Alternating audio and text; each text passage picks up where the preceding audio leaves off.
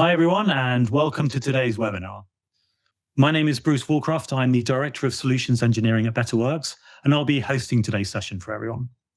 For those less familiar with Betterworks, we partner with HR leaders and to turn performance activities from measurable into measurable business outcomes, helping organizations to align priorities, enable managers, and sustain momentum through continuous performance practices. Today's conversation centers around a simple tension. The pace of work has changed, but HR delivery often hasn't.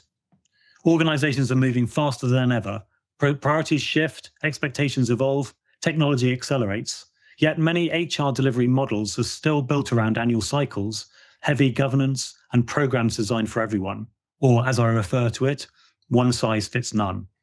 So today, we're exploring what it really means to deliver HR differently. To start off, just a little bit of light housekeeping before we begin. We want to make sure that this session is really interactive, so please make use of the chat throughout and ask any questions that you can think of. We'll try and reflect on them and bring them into the discussions as they happen as much as we can. We'll also run a couple of live polls during the event today. They'll just pop up for you. You'll be asked to respond to a question and we'll give you the results as we go through. You'll also find at the top right of your screen access to some resources in the documents section of your screens. Just if you click in there, you should see those resources. But importantly, this session is being recorded and we will share the information with you afterwards. So you'll have access to that shortly after the session. Our intention today is to keep this conversational. Lucy will bring her knowledge to bear to anchor things. And then I'm going to give you a couple of short product-related use cases just to bring some of those practical examples into the discussion that takes place. What those specific things are, I'm not actually sure about because it will depend on where the discussion takes us today. We're going to keep it nice and fluid. But first of all, let's get down to business. I'm really delighted to welcome Lucy Adams. Lucy is the CEO of Disruptive HR and the former HR director at the BBC. She's worked with some of the world's most recognized brands and is the best-selling author of HR Disrupted and the HR Change Toolkit. She's known for challenging conventional HR thinking and helping leaders rethink how HR shows up in modern organizations. So as we bring Lucy in, we're going to just launch the first poll. Hello, Lucy.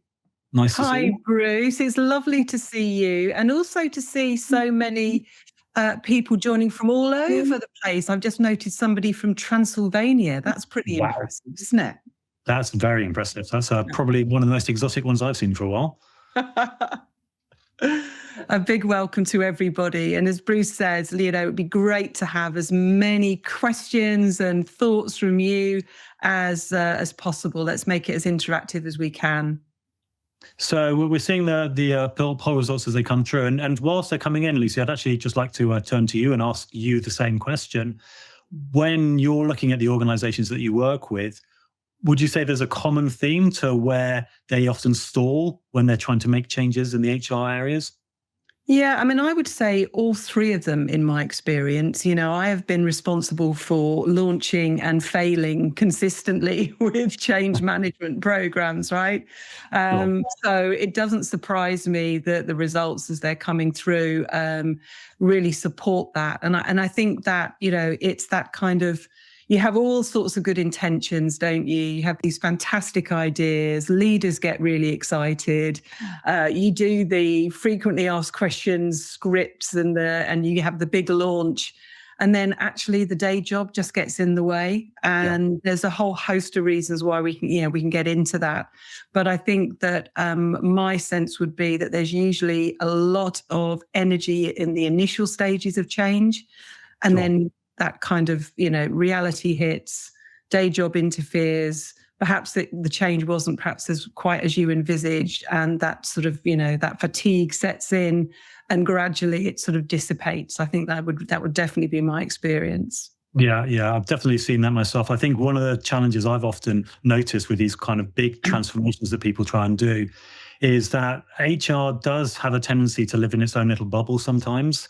And often they'll try and seek feedback from people in the HR environment about how the HR change is impacting the company, rather than reaching out to the wider business. And that often is where I've seen some of these challenges happen, where people just kind of, they all congratulate themselves on work well done within the HR teams, but actually the business isn't getting what it needs. People aren't anchoring that change into actual business requirements. But also, I think to be a little bit protective of my own profession here, Bruce, I think quite often when we're putting together a change case or a business case to leaders are saying, engaging with it on an intellectual level, and they're going, absolutely, we want this. We want to save time. We want to improve productivity. We want to increase performance. We want to do whatever it is, raise the levels of innovation. But they're not engaging with it on the sense of, well, what does this mean I need to do differently? So they love what it looks like on paper. And then, I've had this where, you've had leaders say to me, oh, absolutely, we must be doing this.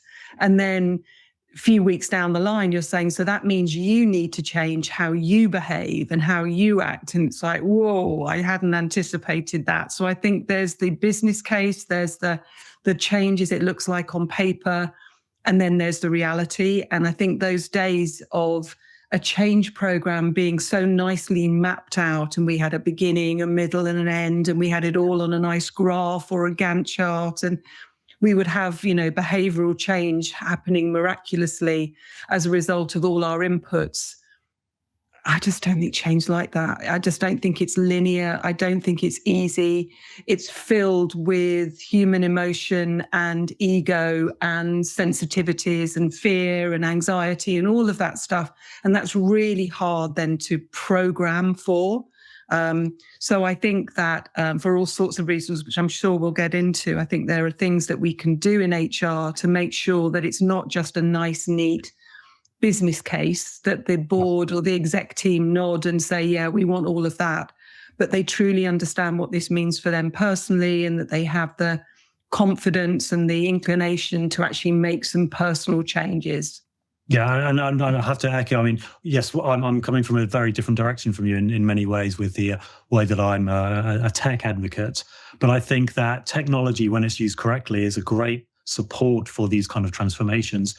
Where it fails is normally where the tech is trying to do something different from what the transformation is trying to achieve. So when you get the two working in synergy very well, that's when you get the great results. So you're absolutely right. The importance of putting focus on the egos, the mindset of the people that are carrying out those changes is absolutely critical to success. Yeah. And any change is hard, right? So, any change involves some kind of loss. Even if we don't like the status quo, we might be having to give up a habit that we've just become accustomed to. Performance management is classic. Everyone says they hate the old way of doing it, and then you try and make changes, and everyone's like, yeah, but I understood it. It was familiar to me. So we know that even if you just try and change the hand with which you brush your teeth, it's difficult. It's new neural pathways. It's challenging. Change is really hard. And I think sometimes we oversimplify it because we've got our eye on the prize of these great business benefits, and it looks great on paper and the steps we're going to go through. But actually that sense of really tapping into what it means to each individual, understanding which buttons to press for certain people, which triggers to avoid. Change is a very human, messy, emotional thing. And I think that we'd be kind of crazy to be too neat and precise about it. Absolutely. No, you're completely right. Well, let me hand over to you for a second for you to talk through some of your thoughts on the changes that should be being made. Yeah, I'm going to, I suppose, start by just really talking through the kind of the problems with change and why is it so difficult? Because I think if we understand that, then we can understand what to do differently about it. So I'm just literally just going to put this as a holding slide whilst I talk about it. But I think that, if we kind of understand what it is that we do in relation to change that makes it harder for people, we can avoid those mistakes in the future. I think first up, we have an over-focus on managing risk in HR rather than thinking about growth, productivity, innovation, creating the conditions where people can thrive. And I think if we play into that kind of managing risk focus, then we slow things down rather than take a risk, use agile ways of working. I think we have a desire to be perfect in HR. You know, it comes from a good place. And I'm sure you've been frustrated with us when you've been dealing with us because we want to get it right. Our training is that we are accurate, that we are precise. We worry about getting it wrong. And I think I've been guilty of this, and it'd be interesting to hear whether the people on the call have experienced this as well, is that sense of, we have the frequently asked questions all drafted. We have every stakeholder kind of consulted with. We try and strive for perfection. But the risk is that by the time we've done that, actually the world's moved on. So I think, we have in our training as well, a whole raft of, I call them like our red flags. And it's a part of our psyche in HR, which is things like you have to be consistent to be fair. All right. So you only achieve fairness if you treat everybody the same. You talked about, one size definitely not fitting all. I think that's a problem for us, is this kind of uniformity, this sense that we need to roll everything out consistently. I think that we have typically a service mindset, and a service mindset is about scalable, monitorable processes that are slick and cost effective, rather than perhaps addressing the human challenge that we're actually trying to deal with. And I kind of alluded to that earlier. And then just, I suppose, to reiterate that change is really hard. Change is not simple. It's not clear cut. It's messy. And therefore, we need a raft of different solutions. We need to change how HR shows up. We need to change the approach that we're taking to the way that we deliver, the way that we influence, the way that we implement solutions. And I think we are now building different ways of doing that. That's really exciting. Well, from what I hear talking to HR professionals, the shift towards personalization, or even hyper personalization, is something that is being more and more embraced in the HR world. We're seeing people suddenly understand that we focus on performance. To get a good performance activity in place, you have to talk in the exact language that the individual understands, and you have to make sure that whatever process you put in place feels like it's been designed specifically for that unique individual. And the more you can do that, the more impact it has. But that obviously has ramifications for the HR team to design something that's so flexible and so fluid to fit in with all the needs of the business. Yeah, I think this whole kind of personalization agenda that obviously AI and technology supports, but is absolutely critical for us to have the impact. I've worked with leaders who all felt they were special and different. They weren't actually that special and different to one another, but unless they have a sense that we recognize how special and different they are to one another, unless they feel that they've got some element of choice in it, even a small amount of choice between option A and option B, that will have a big impact on their desire to buy into it, to give us the time of day to actually kind of think about what this might mean for them. Sure. No, that makes a lot of sense.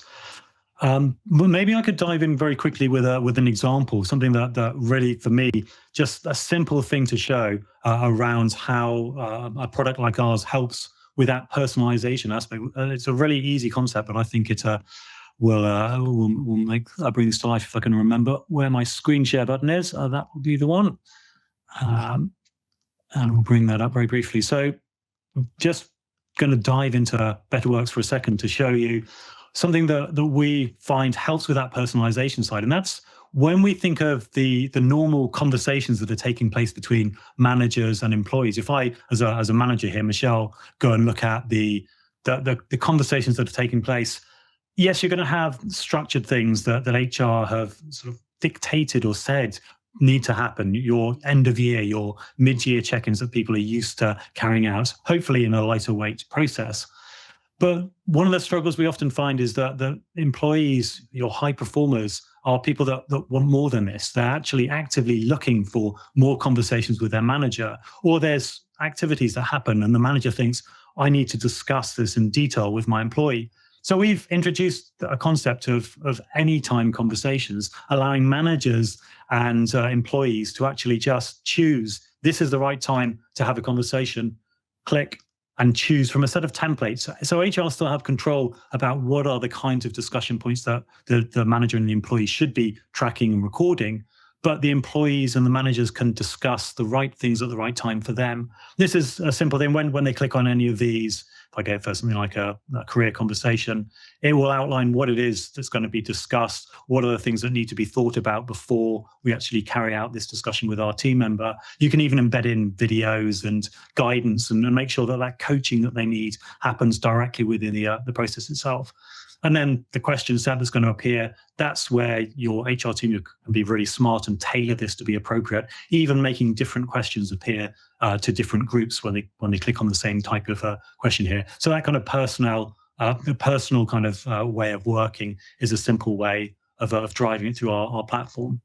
And then we also find that in a tool like ours, a lot of the responsibility, a lot of the flexibility is making sure that people, when they're setting goals and objectives, have an understanding of how those fit into the wider frame of the organization. So being able to look at not only their own, but also their departmental or top company, or even clicking on one of their objectives and seeing how it's been linked through to other priorities within the business, and understanding both in a way I'm carrying out here, but also in a visual view, how their activities form part of the important structure that's taken place within the business. So allowing HR to sort of set the ground rules of what the strategy of the business is in discussion with the executive team, but then allowing employees to actually control and say how they feel they're going to move the needle in those important things that have been outlined within here.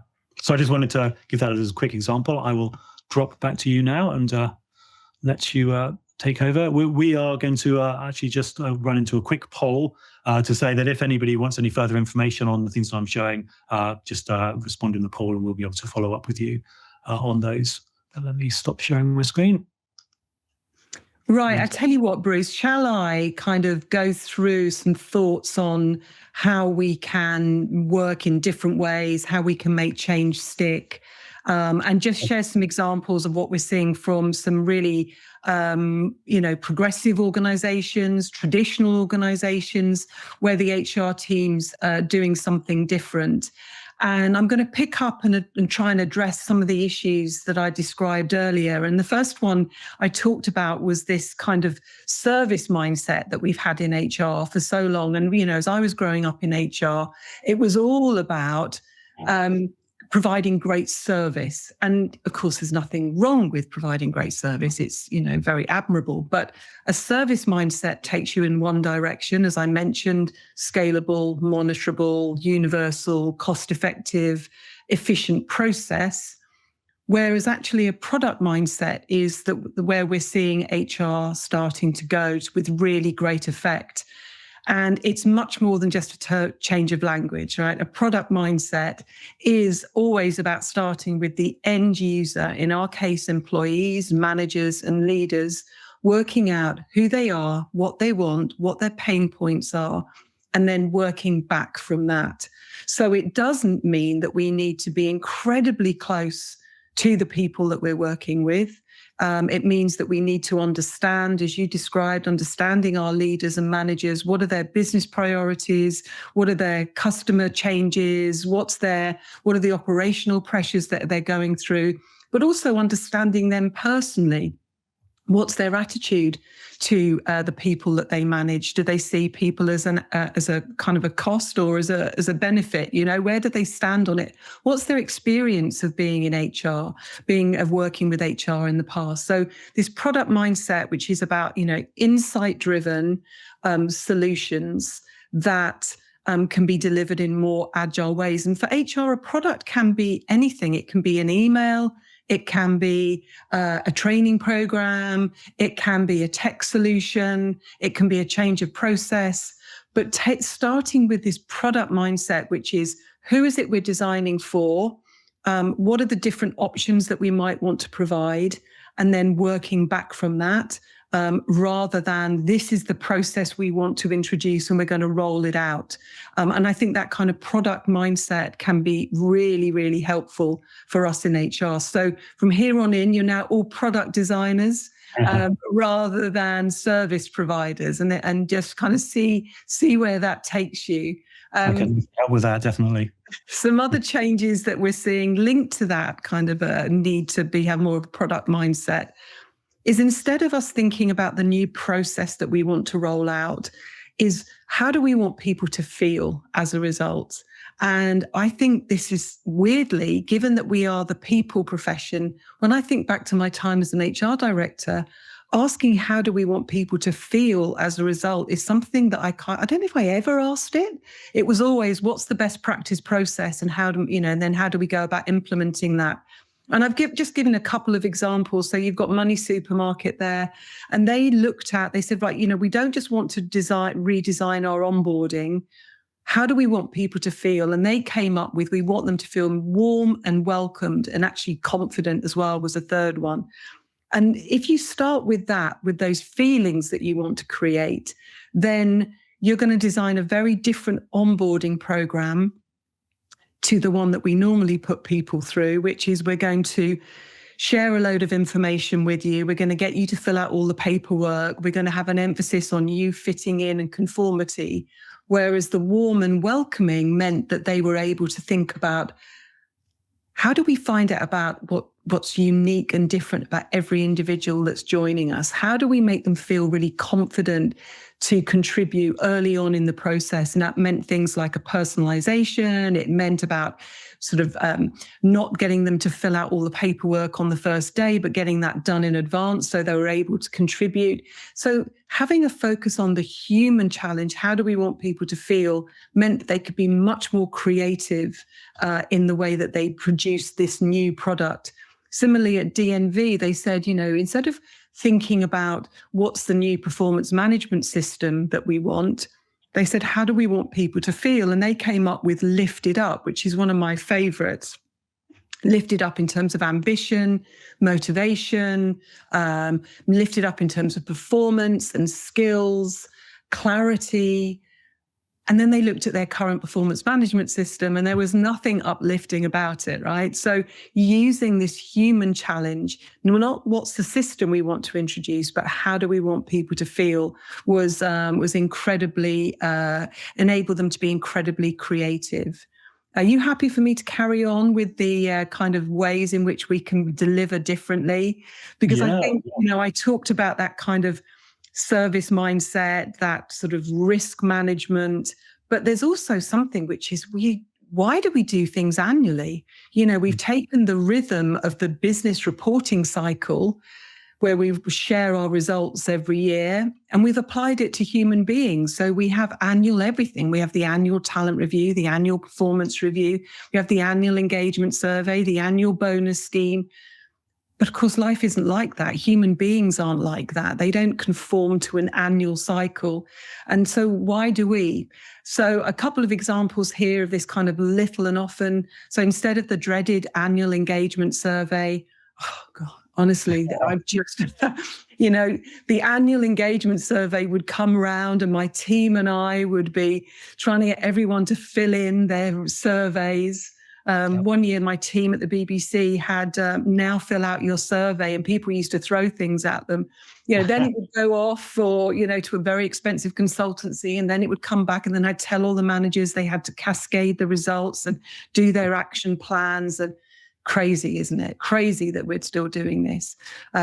So Cisco, always on listening, this kind of, small, very short couple of questions, finger on the pulse, with effective responses so that people feel heard, able to respond so much more quickly rather than this big, heavy annual survey. And at Global Biz, they have kind of recognized that once a year, end of year net of tax bonus payment is not going to surprise and delight anybody. So they have pots of money for business leaders to make these spot rewards.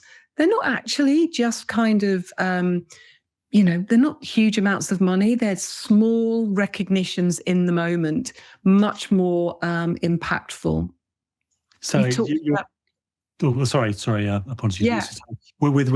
those examples there, you're talking very much about reflecting the fact that human beings live in much more chaotic lives, really, rather than these structured annual processes, which, again, we see reflected all the time in what when we're talking to clients, particularly around things like goal setting. Whilst people seem to have a way of working and going, oh, we should do annual goals, you're saying, well, you're setting a goal and saying it's going to take a year to do, but surely that one there is going to take 5 minutes and that one there is going to take 6 months. Why are you setting them all the same way? Exactly.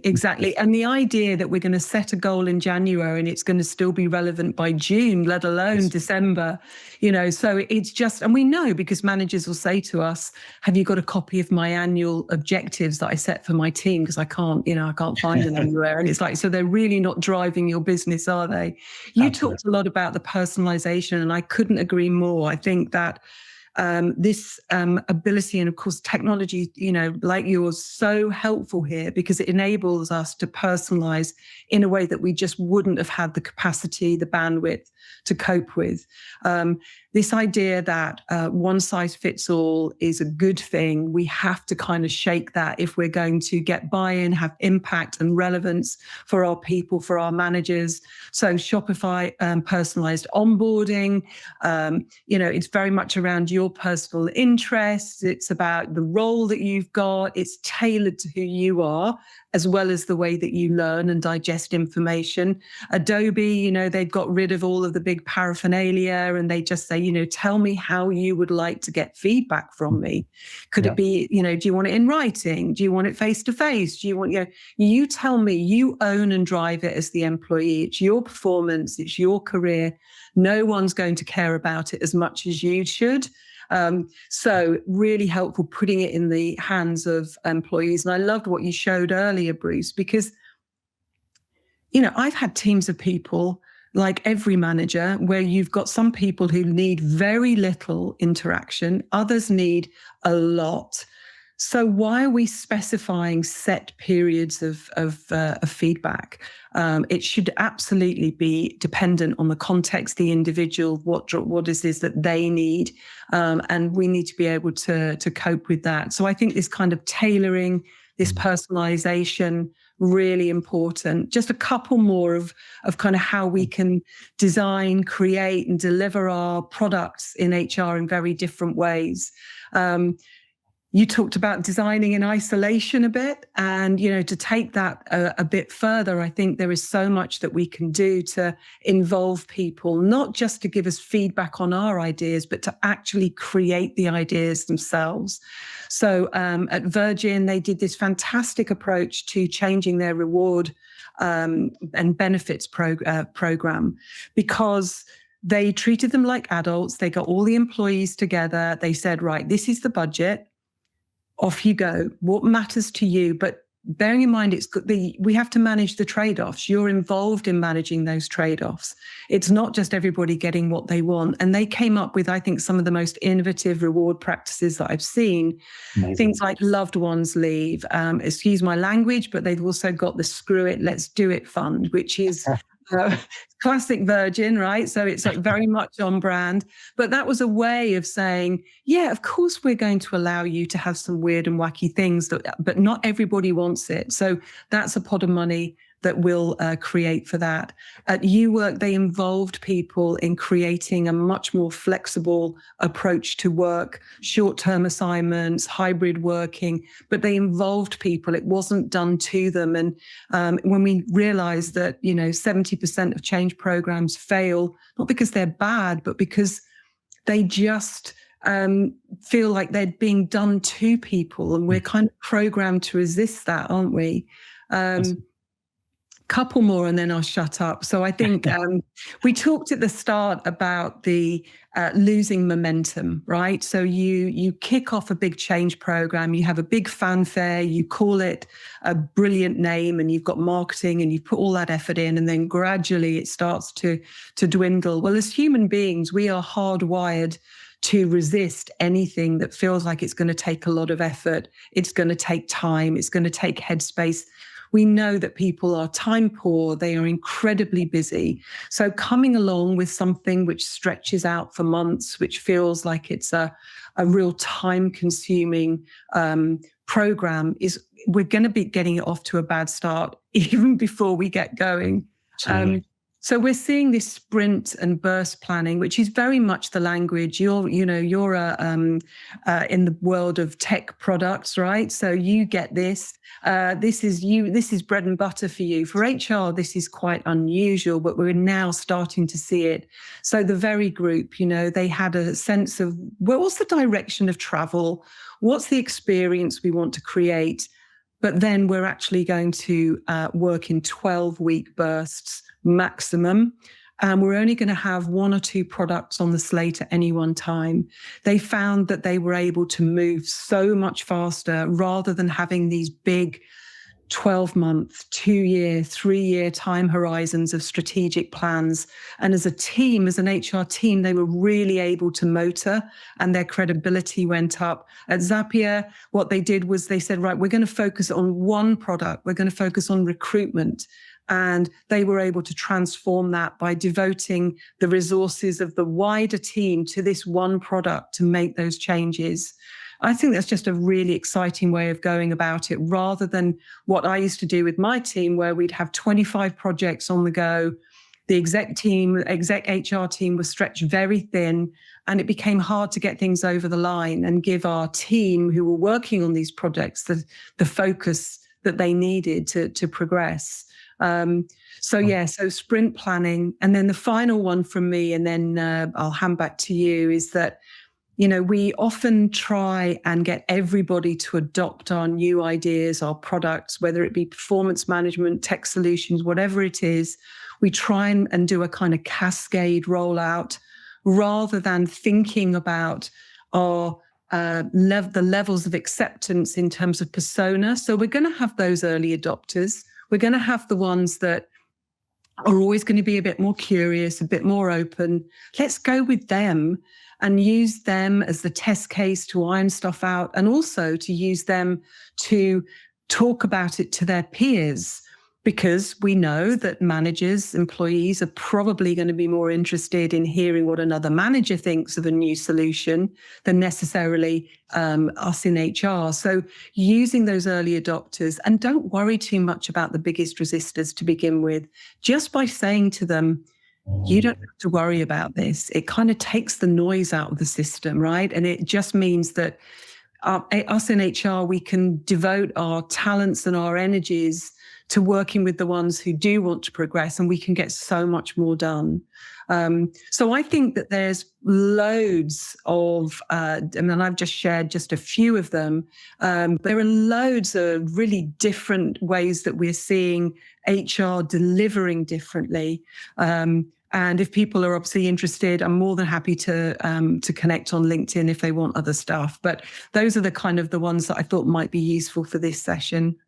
Absolutely fascinating. Thank you so much for sharing this. I mean, when you were running through them, all the way kind of anchoring through my brain was that the very first topic that you mentioned about feeling. And as you brought up each of these different ways of transforming and changing, I kind of emotionally was trying to read how I would connect with those. And each of them were just so well thought out and so well considered that I kind of had an emotional reaction to them. I was like, wow, this is really been tailored for the audience. And that kind of approach, it's so refreshing to see it. It's so great to see companies moving in that kind of direction and treating people as not a commodity, but an individual who needs to get different kinds of support to the way that they work.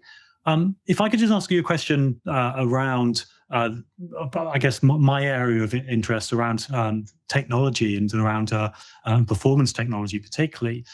The challenge we often find when we're talking to HR teams is around how do you get people to actually interact with technology itself? How do you get people to kind of get excited? And a lot of the things you've talked about here have kind of indicated how you should think about the process and the program.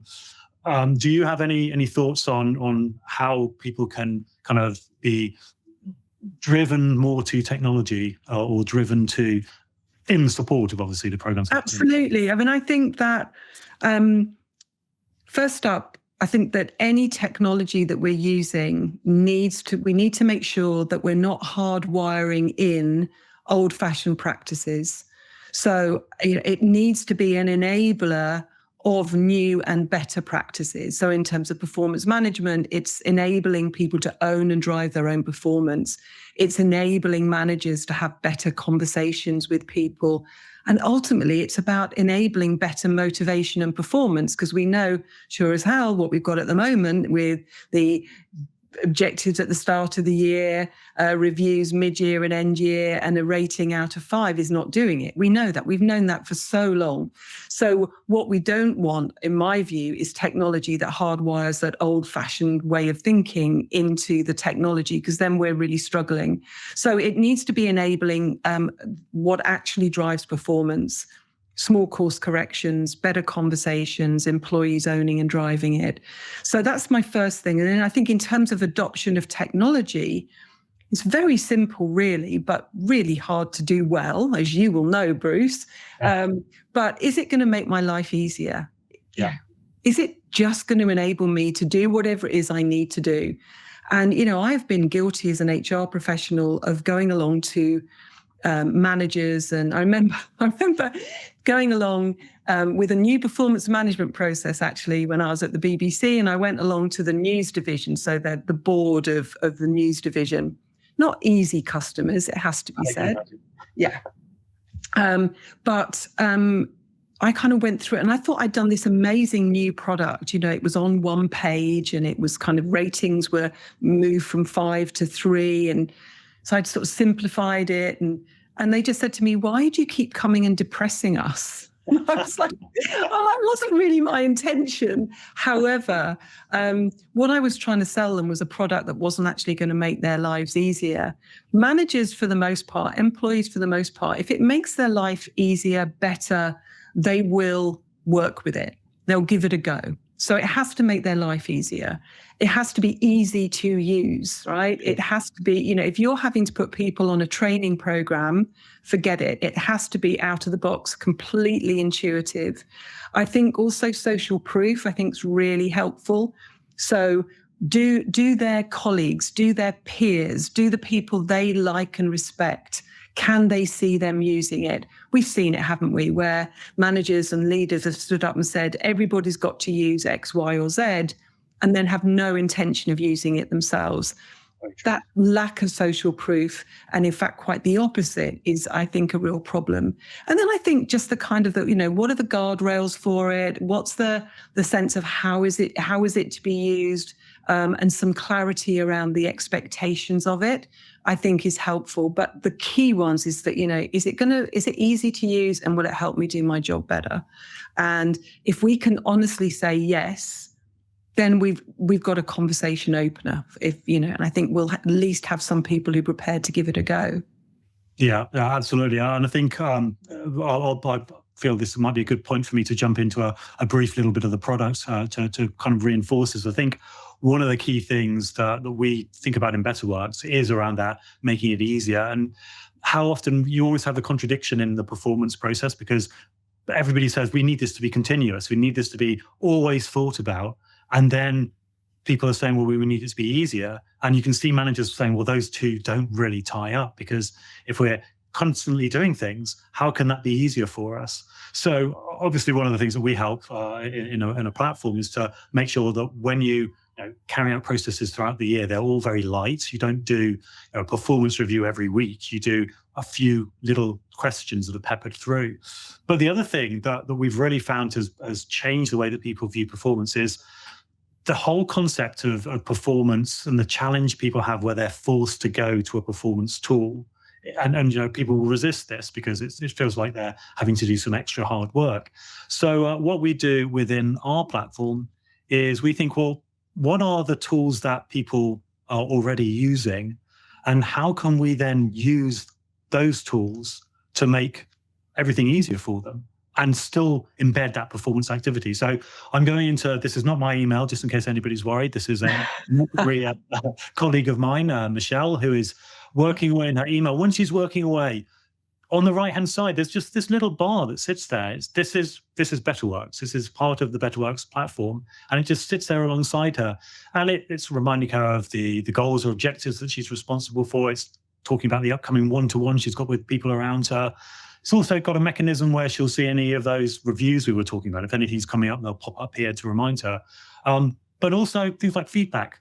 Directly from within this bar. She doesn't have to go anywhere to give somebody feedback or request feedback from somebody. She can just click here and it will allow her to then carry out the feedback while she's in Outlook. That's all recorded within Betterworks. And you can imagine, prior to all the traditional tools that are being used, somebody thinks, I want to give some feedback because I'm seeing some behaviors I think I can coach. And then they realize they have to log into another system. They have to find the right page. They have to find the right employee, go through the process. And that hard work that you've talked about, they're going to not want to do. And they'll go, well, yes, it's important. I'll do it later. As soon as anybody says the words, we'll do it later, we know it's not going to happen. So this is the way that we really support this. So it's just to be clear, it's a window directly into Betterworks. It allows you to update progress on your goals, to be able to interact with feedback or the one-to-one processes as they happen directly from within here. And you have the same kind of capabilities within Teams, within Slack, within Gmail. And I think that's so important, Bruce. I think it's so important. You've got to go where they already are, because I agree with you. We've kind of heard HR teams reframe their performance management approach as continuous conversations. Well, that just sounds exhausting, doesn't it? Yeah. It's like, I can't possibly have a continuous conversation. I've got a stack of work to do. Absolutely. But equally, this sense that somehow performance management is other to the day job. Whereas, of course, it's not, isn't it? And I think we need to remove the mystique, this idea that we go somewhere separate to do it.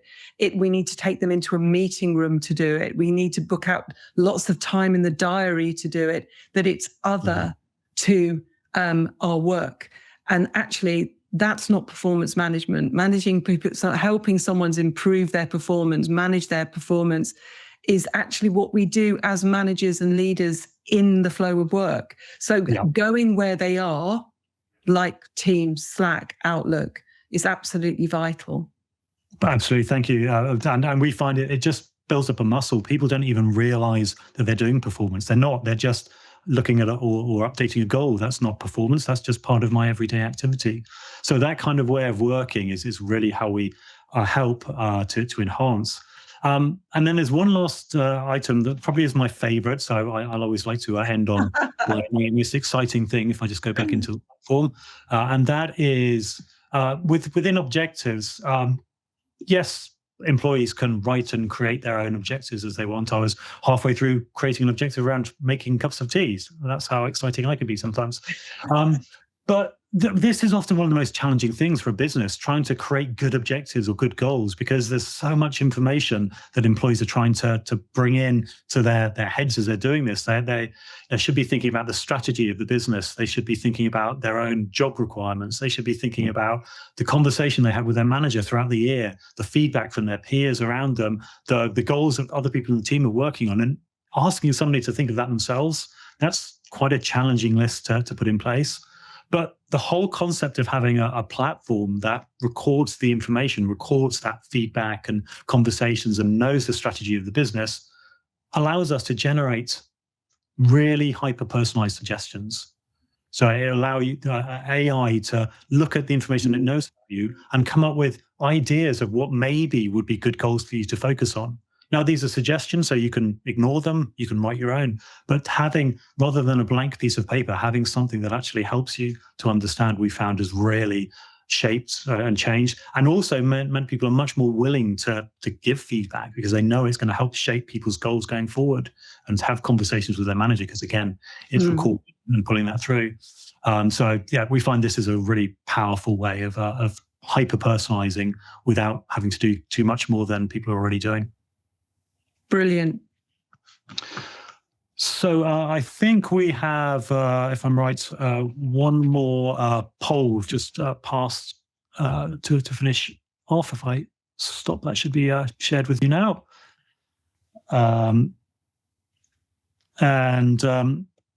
This is just I think another question, just asking if anybody wants some information from us around how we can help to fit this much more into your day to day.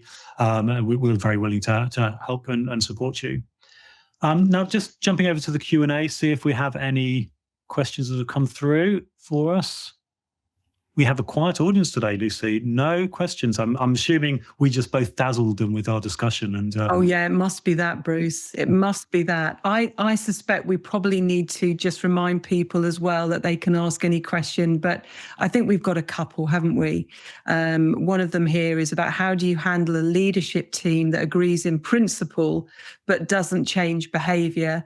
And they are really tricky, aren't they? And so I think partly I'm going to repeat myself and hopefully also offer some alternative suggestions. I think, that have they agreed to it emotionally rather than intellectually? Have they kind of signed off the business case rather than really reflected on their own personal behaviour and what that might look for them? And I think we have to kind of map that out rather than assuming that they're going to get it. So I think, stories, examples, reinforcing with celebrating and recognizing the ones who are doing it, calling out the ones who are doing it is a fantastic way of driving that kind of peer pressure. I think using peer-to-peer groups, so kind of getting people together, posing a scenario and asking how they have handled it or would handle it.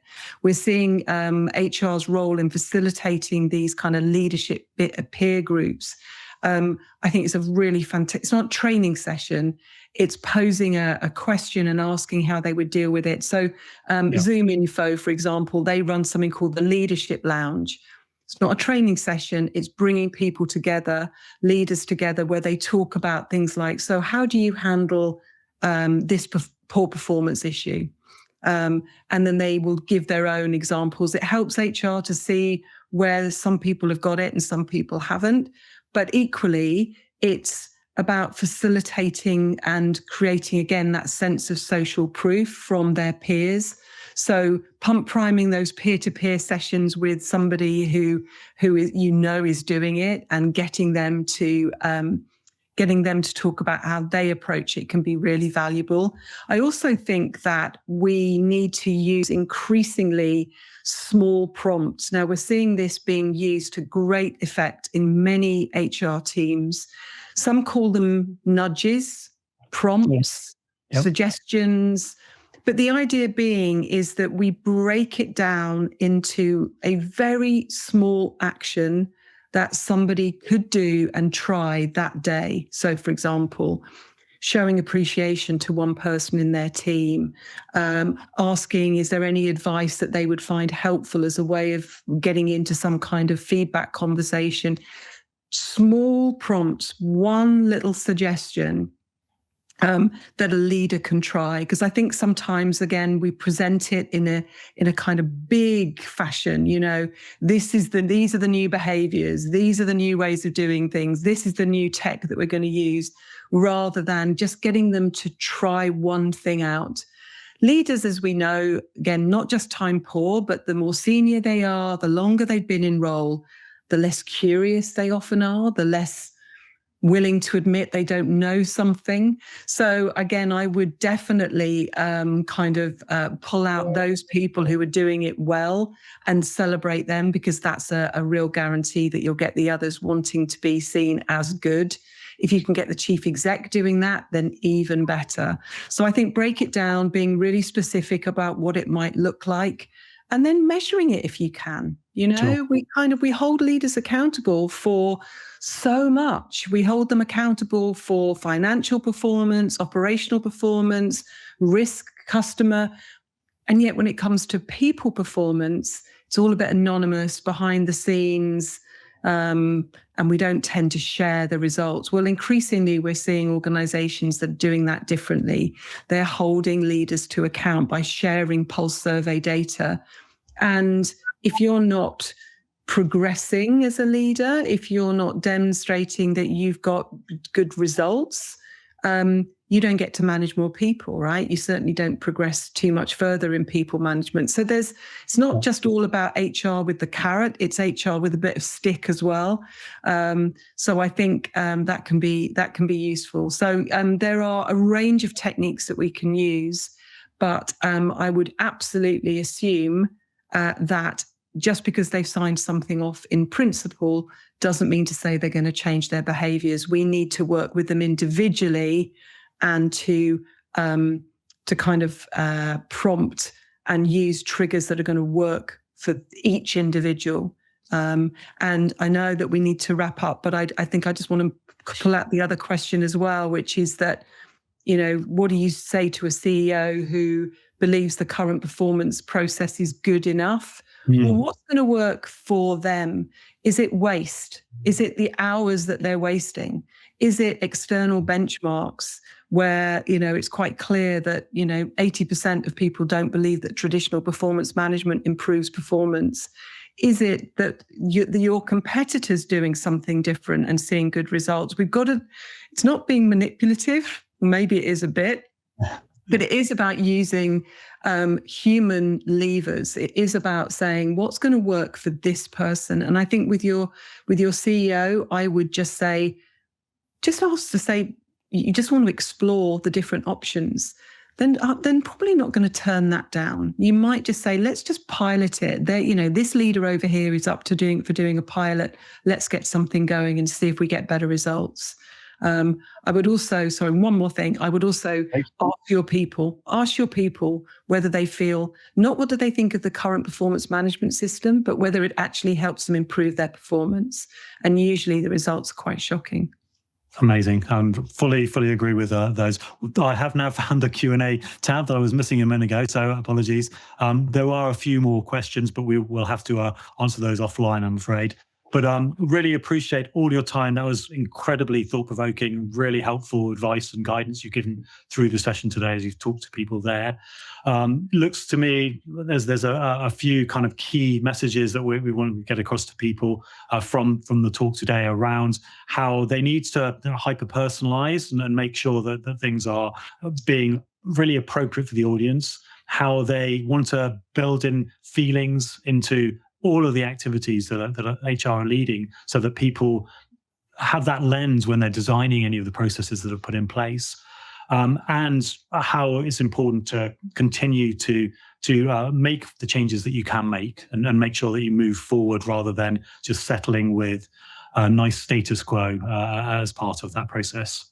And perhaps most importantly, change doesn't fail at the launch. It fades in the middle when you kind of just let it go and don't continue to iterate and change going forward. Before we close for today, I just want to ask everybody to have one reflection. If everyone can just ask themselves, what's the one area that you could make change easier, not necessarily louder, but just easier for people in your organization this year? And just consider that through the lens of what Lucy's been talking about today. And hopefully that will give you some new insights and ideas. We've just got one final poll to launch, I think, before we end. If that's going to happen, we'll pop up in a second. Well, we'd love to really understand from you where you are today and whether you're actively evaluating or planning changes or simply exploring how better could look for you. So your answers will help us to tailor our next steps and to make them very relevant for you. And if you're just thinking about evolving your approach, would welcome a more focused follow-up conversation with us. By the way, just to make it really clear, we don't do generic demos. That's not something that we do. We always want to tailor the information that we give to anybody we're talking to make it very specific for the organization that we're talking to. We're very happy to take conversations forward and carry out working sessions with anybody on the call to drill into their needs a little bit more. To support all of this, we have 10 complimentary copies of HR Disrupted, the amazing book. available for leaders who schedule a follow-up conversation with us. It's a small thank you and a practical companion to help after today's discussion. You can access both of these in the private strategy session at the very top. If you just click on at the top of the screen, the blue private strategy session area there, it will allow you to click on the link and be able to book up and get a copy of the book from there, reserve a copy of the book. I've really enjoyed the conversation, and it's been lovely working with you and Betterworks as ever. Thank you very much, and we hopefully will see you on the next event. Have a great rest of your day.